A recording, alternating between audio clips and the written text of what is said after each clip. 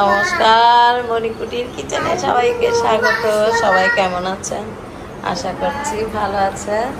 তো মণিকুটির কিচেনে আজকে বড়ি হচ্ছে। এটা ডালের বড়ি শুকাতে দিচ্ছি। আগেরকার দিনে দিদিমণিরা মারা বেশি গরম পড়লে রোদ দিলে এই দিনে সবাই একজনের থেকে একজন প্রতিযোগিতা বড়ি বানানোর দেখতাম। তো আমিও দুটো বড়ি বানাচ্ছি, বড়ি শুকাতে দিচ্ছি। দেখেন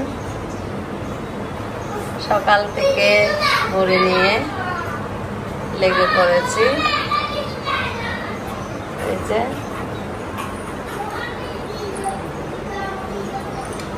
তো আপনারাও এভাবে বানিয়ে খাবেন, ভালো লাগবে।